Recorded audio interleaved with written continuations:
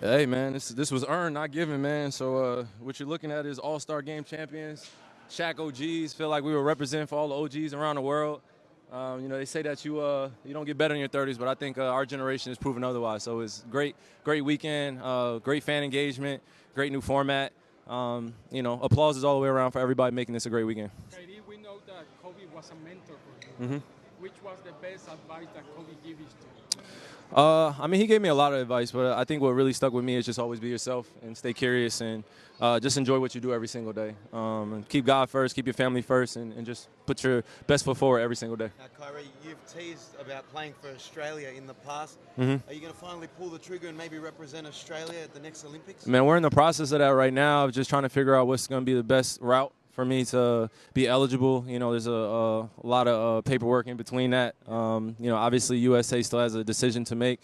Team USA still has a decision to make. But for me, I'm just trying to do what's best for me. And honestly, if I can be an Aussie at one point in my career, I play for the Australian team, that would be great, man. Well, if they do change the format to a USA versus world, which one would you pick?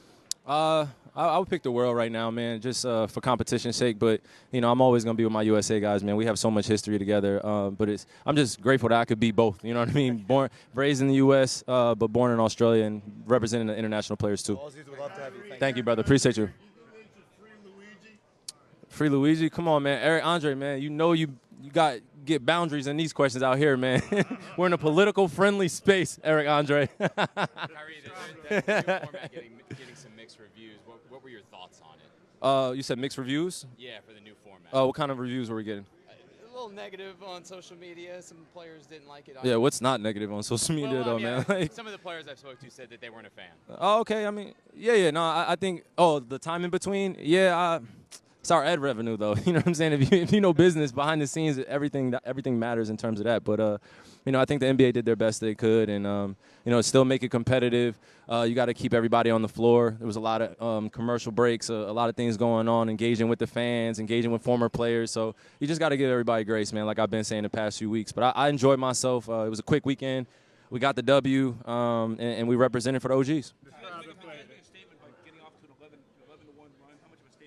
Absolutely, man. We did not want to waste time with those young guys, man. You know how special those guys are, and if you start playing around with them, they'll take advantage of you, man. Describe the play when you threw it off the backboard. What you say? Describe the play when you threw it off the backboard and dunked. Man, I still got bounce, man. I told you, I'm getting more athletic in my 30s, man. So in the All-Star game, a few of the players, my predecessors before me, threw it off the glass, so I thought I'd join the ranks with them. Will you share the best lesson you learned playing basketball or from basketball? Don't let basketball use you. Use basketball, and I think this business has a way of rewarding us in a material way, but I think this is more a spiritual aspect for me. I have a purpose in calling us bigger than just putting a ball in the hoop. This connects me to all walks of life all around the world, and I'm enjoying every minute of it. There's some times where you go up and down, just, falling in love with the game, falling out of love with it. But the fans, your family, your support system around you is really what keeps you going. So that's what I try to focus on. And, the engagement that we have all around the world, too, man. That's a beautiful thing, man. If basketball can, bring somebody together from Germany, from Africa to Australia, and they don't have to say a single word in their language, but they understand how to play with each other, it's the most beautiful thing I could be a part of, man. You were MVP in this game 11 years ago. What does this trophy mean? Oh, man, this is incredible, man. It's the first time I'm, taking some hardware home other than, winning All-Star Game MVP. I asked the guys if I could take it home. But, yeah, this is going on my mantle, man. I feel like we really earned this and we had fun. Felt like almost like the last run of the Mohegans of this generation. Steph getting MVP, well-deserved. But sharing the floor with those guys was special, man. You got champions. You got guys that are all-world everything. And we've done a lot for this league and culturally. Kyrie, maybe the format might not have lent itself to a natural MVP, but Steph had that moment in Yeah. the second game. What was it like being part of that and seeing him do what he does best, hitting those threes? It's easy to feed the hot guy, man. And once he hit his first three, basically every time we're looking for him, and you can see it. When he's in his hometown, playing in front of his home crowd, we all know what that means as an NBA player, as his peer. So we're not going to get in the way of that, man. We want to just support each other, and I think that's what this weekend was about, was just bigging each other up, celebrating the good things about basketball, but also being very competitive with each other, which is, after this weekend, it starts again. So I'm looking forward to it. What is the source of your confidence? The source of my confidence?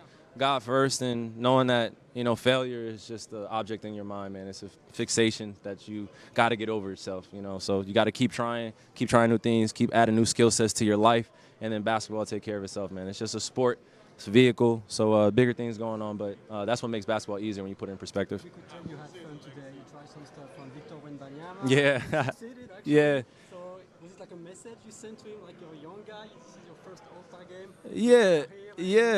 Yeah, rightfully so. And he was going, hard, and he was being very aggressive, and that's the way he should be. And I know that he was taking it very serious, and that's commendable, that's respectful. And I just love seeing the young guys that have that competitive edge. And when Wemby's in front of me, just like if I'm in front of him, we're going to try to go at each other, man. It's a number one pick inner dialogue that goes on. I'm giving you guys some sacred information right there. Us number one picks definitely try to outshine each other, man. So it's all healthy, but, when we're out there on the court, we're trying to, go at each other. Kyrie, you said you was going to make this You said, how would I explain it? I don't know if I could explain it in 2 minutes, Dame's legacy, but, I would start with just if you know his story and you know how much work he's put in, when he's at this level and he's well decorated, you know that he had to wait his turn, and he did it the right way by putting in hard work consistently.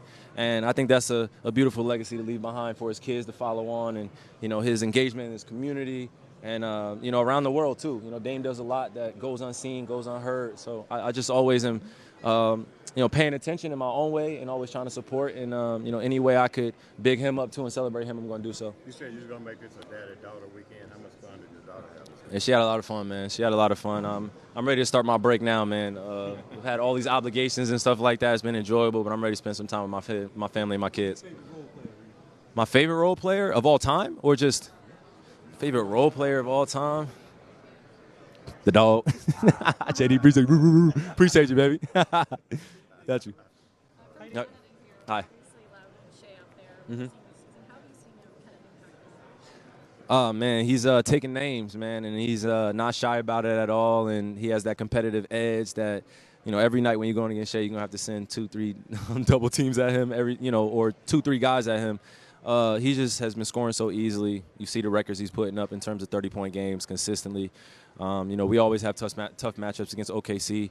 Had a tough series against him, so, seeing him in series is different than probably seeing him in regular season, but when he's in regular season, he's still a killer, man, and in the playoffs.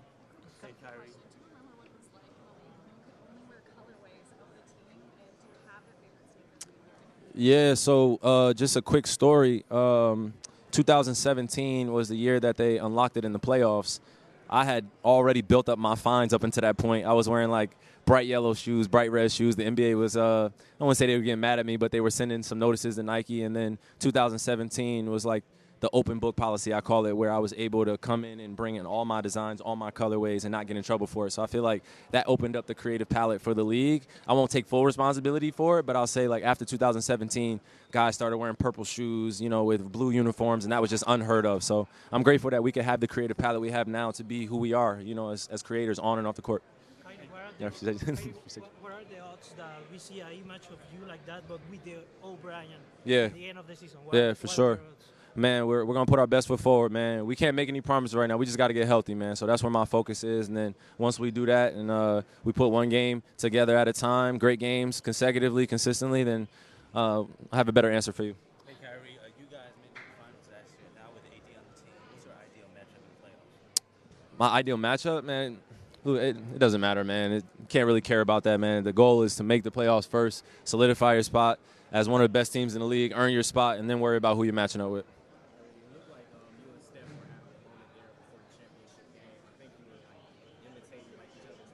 Yeah. Yeah, just talking about the game at a high level and just some of the improvements he's seen from my game, especially in the low post and that finishing area, and just giving each other some hints and some cues, and how we kind of play at the size we are and really have fun doing it, just being creative out there, So just having that moment was special, man, because we're always competing against each other. So I know it's not usually you see us kind of talking about moves, and I think, you'll probably see more of that in the future. You just never know, man, a collaboration where we can talk about, just things, nuances of our game, even including Dame, just to pass on this knowledge to the next generation because, all of us represent some very unique skill sets. We've redefined the point guard role in this generation in our own way, and we're decorated in our own way, and I think that's what makes it, a very different timeline or in terms of generation that we're building right now, where we want to include each other. We're going to be competitive, but also we know each other are very special, and when we're guarding each other, we have that mutual respect. You guys ran a lot of defense out there today. too. What you say? You guys were playing a lot of defense out there today. With the Yeah, no, I told Kenny Atkinson, man, I was like, yo, just put me on the best player out there, man. Just pick up full court, man. I'm trying to win.